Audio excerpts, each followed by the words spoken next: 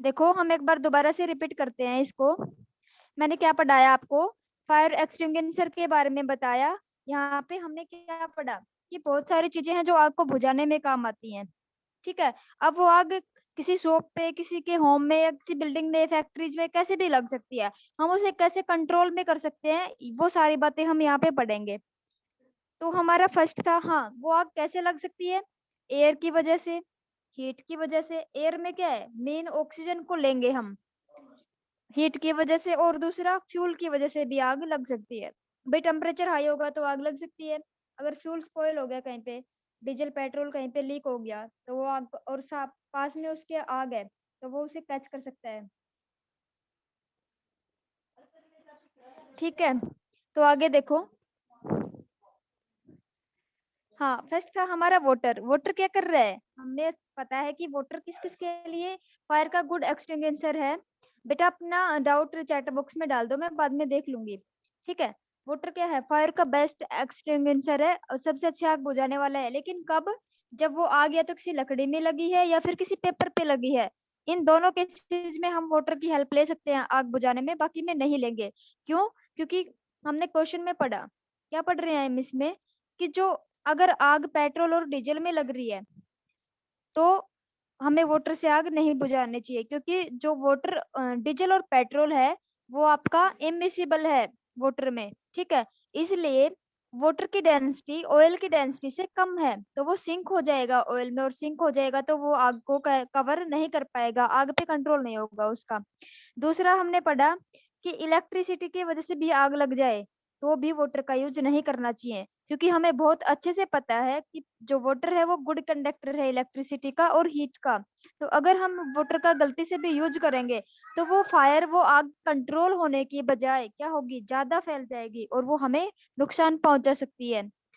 Second extinguisher है carbon dioxide. हम carbon dioxide से आग को कैसे बुझा सकते हैं? For controlling fires involving electrical equipments and inflammable materials like diesel, petrol, etc. हम आग को कंट्रोल करने के लिए किन किन चीजों का यूज कर सकते हैं? सॉरी, किसके ऊपर? इन्फ्लेमेबल होते हैं, जो जल्दी से आग को कैच कर लें, लाइक डीजल, पेट्रोल। डीजल और पेट्रोल की वजह से अगर आग लगती है तो हमें वाटर की जगह क्या यूज करना चाहिए? CO2, carbon dioxide. Carbon dioxide is the excellent fire extinguisher. Carbon dioxide is liquefied under high pressure and stored in cylinder like LPG. क्या बोल रहे हैं? हाई प्रेशर के अंडर। ठीक है। कार्बन डाइऑक्साइड को भी सिलेंडर्स में स्टोर करके रखा जाता है, जैसे हम एलपीजी को और सीएनजी को रखते हैं, बिल्कुल वैसे ही। When released from cylinders, it help to extinguish fire in the given ways. आगे कुछ वे दे रखे हैं इसने, उन सभी वे के अकॉर्डिंग ये किस में हेल्प कर रही है, इस तरह से ये आग को बुझाने में हेल्प कर रही है। अब वो वेज देखते हैं हम क्या क्या है। फर्स्ट है आपका carbon dioxide being heavier than oxygen covers the fire like a blanket to cut off the contact of oxygen with fuel. क्या बोल रहा है ये, कि ऑक्सीजन के कंपेयर में जो कार्बन डाइऑक्साइड है वो हैवी है। ठीक है। अब हैवी, कोई भारी चीज आपके ऊपर गिरेगी तो वो क्या करेगी, आपको अच्छे से कवर कर लेगी। तो उसी तरह जो कार्बन डाइऑक्साइड है, जब इसको हम फायर में डालेंगे तो ये एक ब्लैंकेट की तरह, एक चादर की तरह उसे कवर करेगी। चादर की तरह उसे कवर करेगी तो क्या होगा, ऑक्सीजन का कनेक्शन कट जाएगा फायर से। ठीक है। ऑक्सीजन का कनेक्शन कटते ही क्या होगा, वो आग है वो कम हो जाएगी, बुझ जाएगी, क्योंकि हमें अच्छे से पता है ऑक्सीजन की प्रेजेंस में ही आग जलेगी। तो हम ऑक्सीजन का कनेक्शन ही कट कर देंगे तो वो आग नहीं जलेगी। सेकंड है when released from the cylinder due to high pressure it expand enormously in volume and cools down bringing down the temperature of burning material. हमने स्टार्टिंग में ही पढ़ा था कि जो कार्बन डाइऑक्साइड है वो हाई प्रेशर पे भरी है। अभी आप बताओ मुझे, आप किसी भी चीज को हाई प्रेशर पे डालते हो, बैलून में हाई प्रेशर पे ऑक्सीजन डाल रहे हो, और एकदम से जब उसे ओपन करते हो बैलून के माउथ को, तो क्या होगा, वो उतने ही या उससे ज्यादा प्रेशर के साथ बाहर आएगी। ठीक है। तो वैसा ही यहाँ पे हो रहा है, जैसे ही ये सिलेंडर से बाहर निकलती है ड्यू टू हाई प्रेशर ये एक्सपेंड हो जाएगी। ठीक है। ज्यादा दूरी तक जाएगी, ज्यादा एरिया को कवर करेगी, और उसकी वजह से क्या होगा, इसकी जो वॉल्यूम है, जैसे ही ज्यादा एरिया को कवर करेगी वॉल्यूम कूल हो जाएगी। कूल होते ही क्या होगा, हमें तो कूल ही करना है, टेम्परेचर कूल हो जाएगा बर्निंग मटेरियल का, और फायर है वो बंद हो जाएगी। थर्ड ऑप्शन है, in most of the cases CO2 does not harm electric equipments. बहुत सारे केसेज में जो कार्बन डाइऑक्साइड है वो इलेक्ट्रिसिटी के किसी भी इंस्ट्रूमेंट को हार्म नहीं करती। ये तो अच्छी बात है, आग भी खत्म कर रही है और उस इंस्ट्रूमेंट को भी सेफ रख रही है। इन्हीं तीनों रीजन की वजह से हम डीजल, पेट्रोल और इलेक्ट्रिसिटी इंस्ट्रूमेंट्स की आग बुझाने के लिए किसका यूज करते हैं, कार्बन डाइऑक्साइड का। आगे है explore more. Another way to get CO2 is to release lot of dry powder of sodium bicarbonate, baking soda or potassium bicarbonate near the fire. These chemicals give off CO2. ये बोल रहा है coincidence, भाई किसी के घर में आग लग गई, ठीक है, और उसके पास CO2 भी नहीं है, वाटर हम यूज नहीं कर सकते, तो क्या करोगे, घरों में बेकिंग सोडा सब रखते हैं, मीठा सोडा, ठीक है, बेकिंग सोडा, पोटेशियम बाइकार्बोनेट और बाइकार्बोनेट, इनसे क्या होगा, इनसे बहुत ज्यादा अमाउंट में CO2 निकलती है, तो आप इनको ओपन करके रख दो, ठीक है, या इनको छिड़क दो उस आग के ऊपर, ये CO2 रिलीज करेंगे बहुत ज्यादा अमाउंट में, और आप आग से बच सकते हो इमरजेंसी में थोड़े टाइम के लिए। सैंड, थर्ड है हमारा सैंड। सोयल कैसे हेल्प करेगी आग को बुझाने में, देखते हैं।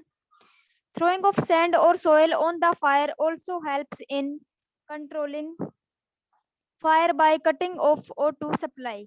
मिट्टी को आप आग जलाओ, पहले तो अपने घर पे एक्सपेरिमेंट करके देखना, मिट्टी में थोड़ी सी आग जलाना, ठीक है, और फिर एकदम से क्या करना, उसके ऊपर सोयल डाल देना, वो वहीं के वहीं स्टॉप हो जाएगी, बिल्कुल भी नहीं जलेगा।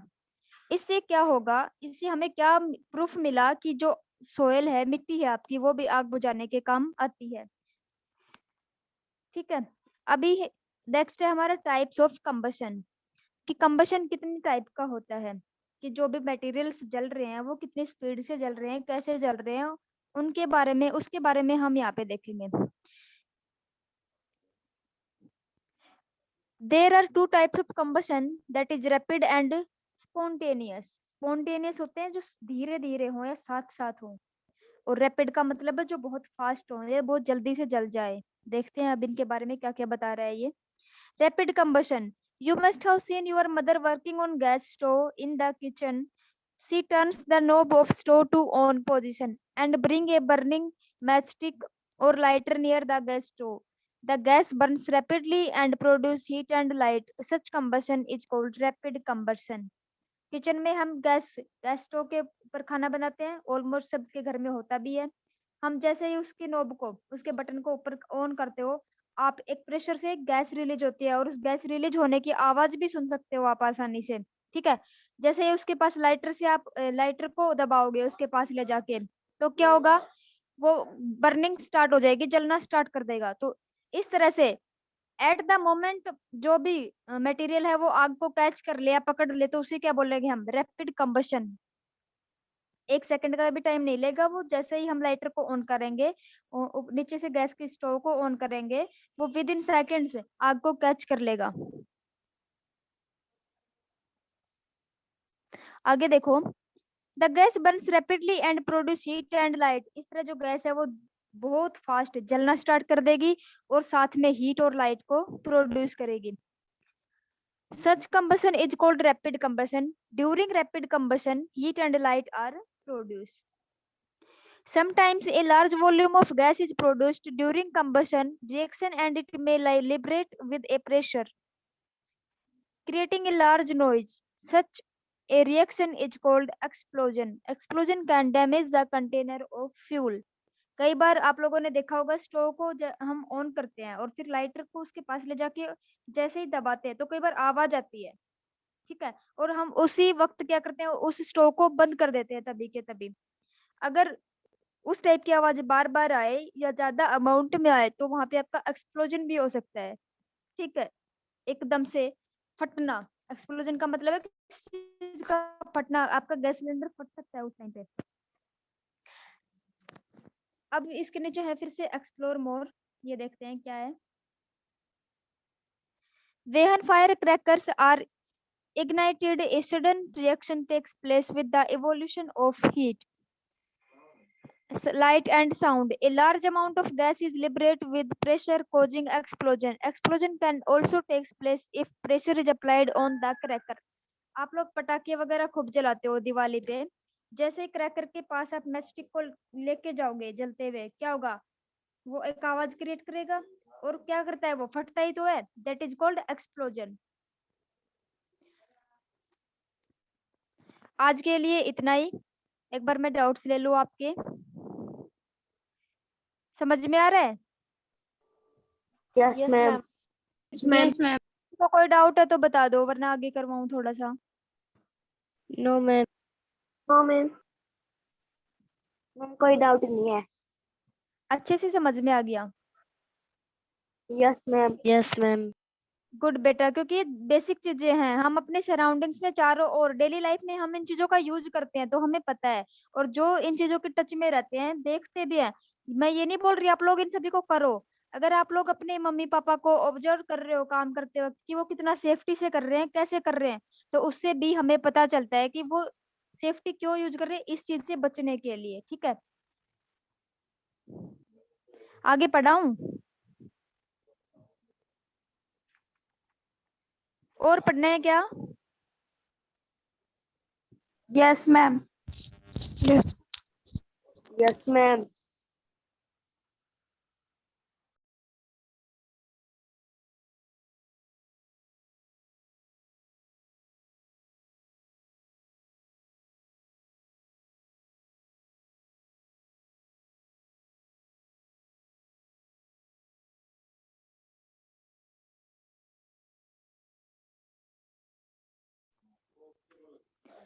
देखो, respiration is a very slow process of combustion that takes place in our body cells to burn food.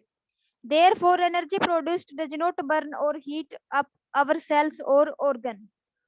क्या बोल रहा है ये? हमारी बॉडी में जो रेस्पिरेशन की प्रोसेस हो रही है, 7th क्लास में मैंने ये रेस्पिरेशन का चैप्टर बहुत अच्छे से करवाया था। ओल्ड स्टूडेंट्स को पता होगा, याद भी होगा कुछ एक को। वहां पे हमने पढ़ा था कि जो ग्लूकोज है,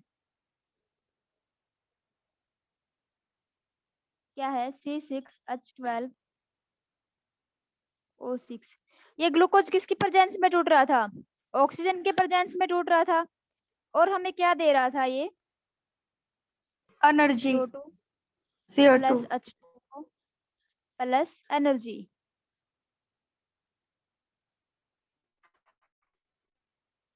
ये प्रोसेस बहुत ज्यादा स्लो है बेटा, ठीक है? इसी की वजह से जो एनर्जी प्रोड्यूस हो रही है, ठीक है, जो हीट प्रोड्यूस हो रही है, लिविंग थिंग्स में ये एनर्जी हीट की, सॉरी, नॉन लिविंग थिंग्स में ये एनर्जी हीट की फॉर्म में प्रोड्यूस होती है, और लिविंग थिंग्स में ये as a energy, as a ATP की फॉर्म में प्रोड्यूस होती है। आप लोगों को ध्यान हो तो मैं बता रही हूँ, ठीक है? एक एटीपी, जितनी एनर्जी को यूज करना होता है उतना हम यूज कर लेते हैं, बाकी की बची हुई एनर्जी एटीपी की फॉर्म में हमारी बॉडी में स्टोर रहती है, बहुत स्लो प्रोसेस होने की वजह से। ठीक है, ये जो एनर्जी है ये लाइट और हीट नहीं देती, और ये रीजन है कि स्लो प्रोसेस है, तो इसलिए वो हमारे सेल्स और ऑर्गन को बर्न नहीं करती, जलाती नहीं है। समझ रहे हो? Yes ma'am. हाँ, यही बात है। स्लो प्रोसेस होने यस की मैम। वजह से जो एनर्जी है वो हमारी सेल्स और ऑर्गन्स को जलने से बचा लेती है, क्योंकि बहुत स्लो प्रोसेस है, नेग्लिजिबल इफेक्ट होता है हमारी सेल्स ऑर्गन पे इसका। आगे देखते हैं क्या है अब स्पॉन्टेनियस कंबशन के बारे में। The type of combustion in which a material suddenly bursts into flames without the application of any apparent cause is called spontaneous combustion. क्या बोल रहा है? जब कोई मटेरियल, किसी मटेरियल को हमने मैचस्टिक लगाई, ठीक है, और वो एकदम से ब्रस्ट हो जाए किसके अंदर? फ्लेम्स के अंदर, तो उसे क्या बोलेंगे? Spontaneous combustion. For example, white phosphorus burns spontaneously when the temperature rises to about 35 degrees Celsius in summers, which is its ignition temperature. White phosphorus is therefore stored under water. जो white phosphorus है जब वो 35 degree Celsius के तक पहुंच जाएगा तो बर्फ जलना स्टार्ट कर देगा। और हमारी बॉडी का टेम्परेचर कितना है? 37 डिग्री सेल्सियस। ठीक है। एक रूम टेम्परेचर कितना है? रूम का टेम्परेचर 27 के अराउंड होता है। तो इसीलिए व्हाइट फॉस्फोरस को पानी के अंदर रखा जाता है कि वो जल्दी से आग को कैच ना कर ले। क्योंकि सोचो 37 डिग्री सेल्सियस तो हमारी बॉडी का है, और समर्स में हमारी बॉडी हाई टेम्परेचर पे कितनी स्वेटिंग करती है। स्वेटिंग का मतलब पसीना, बहुत सारा एक्सक्रीशन रिलीज करते हैं हम। तो इसका तो 35 डिग्री सेल्सियस है। समर्स में हाई टेम्परेचर जब होगा तो ये तो अपने आप ही जलने लग जाएगा बिना किसी चीज के, कोई जरूरत ही नहीं पड़ेगी मैस्टिक वगैरह की। तो इसलिए इसको पानी में स्टोर करके रखते हैं। एक्सप्लोर मोर में देखो, इन कोयल mines spontaneous spontaneous combustion of coal dust result in many disastrous fires. During coal mines, जो कोयले की खानें होती है ना, उनके अंदर स्पॉन्टेनियस कंबशन की वजह से जो कोयले का कार्बन का जो डस्ट पार्टिकल्स है उनकी वजह से बहुत सारे फायर डिजास्टर होते रहते हैं। ठीक है, आग लगती रहती है वहां पे। During hot and dry weather, forest fire break out due to heat of sun or due to lightning. Heap of dry grass catch fire very easily. क्या बोल रहा है ये? बहुत ज्यादा मिड समर्स में, अभी जून आ रहा है, अभी बहुत ज्यादा गर्मी हो रही है, इस टाइम पे सूखी घास अपने आप आग को कैच कर सकती है। क्यों? क्योंकि कंटिन्यूअसली सन की रेज उसके ऊपर गिरेंगे, हाई टेम्परेचर होगा तो वो जलने लग जाएगा। इसी तरह और क्या हो सकता है? हाँ, आप लोगों ने सुना हो तो अभी लास्ट टाइम पीछे ही थोड़े टाइम पहले क्या हुआ था, कौन से फॉरेस्ट में आग लगी थी? अपने आप आग लगी थी। वो क्यों लगी थी? वो इसीलिए 24 आवर। ठीक है, 24 मैम आवर में जब अमेजन अमेजन हाँ, अमेजन फॉरेस्ट में लगी थी आग। 12 घंटे वो जो ट्रीज हैं उनके हेड पे, ठीक है, उनकी कैनोपी पे सनलाइट आ रही है कंटिन्यूअसली। अब 12 घंटे तो बहुत ज्यादा होते हैं बेटा। देखो मैं यहाँ पे बनाती है दिखाती हूँ। ये मैंने ट्री बना दिया, इसको क्या बोलते हैं? कैनोपी। ठीक है, इतने पोर्शन को। अब इस कैनोपी पे सुबह 7 बजे मान के चलो, बाकी 6 बजे ही सूर्य देवता के दर्शन हो जाते हैं हमें। 7 बजे लेके चलते हैं हम, 7 बजे से शाम को 6 बजे तक। ठीक है, कॉन्टिन्यूअसली इनके ऊपर सन की रेज गिरेंगी तो क्या होगा? ये फायर ही कैच करेंगी। और क्या, इतना ज्यादा हाई टेम्परेचर हो जाता है कि आग लगने के अलावा और कोई चांस ही नहीं बचता। और समर्स में प्लांट आफ्टरनून में वैसे ही सूखे सूखे होते हैं क्योंकि पानी मिलता नहीं है। मैम एक ये महीने से रीजन है। ज्यादा चली थी। हाँ बेटा, काफी टाइम चली थी, वो बहुत ज्यादा लॉस हुआ था। देख लो, ये लार्ज अमाउंट में है और जल्दी से बंद भी नहीं होगी। लार्ज एरिया में यस लगी ना मैम। वो, थोड़ी यस बहुतों की मैम सीख की मैम गरज 90 नहीं है। लग रही किलोमीटर थी। दूर तक फैली थी। हाँ, आगे देखो लास्ट पॉइंट, बस ये पॉइंट पढ़ेंगे, उससे आगे नहीं पढ़ेंगे, बाकी कल पढ़ेंगे। फॉरेस्ट फायर में takes place due to carelessness of human beings. हमारी इंटरफेरेंस, हमारी केयरलेस, हमने ध्यान नहीं दिया। ठीक है, हम केयरलेस हो गए, इसकी वजह से लगी वो। देखते हैं कैसे लगी। Campfires must be completely extinguished before leaving a forest after a picnic or a visit. It may spread to trees and then it the whole forest very quickly. It is very difficult to control such fires. क्या बोल रहे हैं? कम Fyers, भाई हम picnic वगैरह के लिए जाते हैं फॉरेस्ट में, ठीक है, तो हम खाना बनाने की सारी चीजें भी साथ लेके जाते हैं। ठीक है, कई बार हम क्या करते हैं वहाँ पे कम फायर्स वगैरह जो हीट या इलेक्ट्रिसिटी को प्रोड्यूस करने वाले इंस्ट्रूमेंट्स वगैरह हैं उनको ओपन छोड़ाते हैं। उसकी वजह से क्या होता है, अब ओपन रह गए, जैसे कि कोई इलेक्ट्रिसिटी का इंस्ट्रूमेंट है, बाय चांस वायर में फॉल्ट हो गया तो क्या होगा? एक चिंगारी निकलते ही पूरे उस फॉरेस्ट में आग लग सकती है।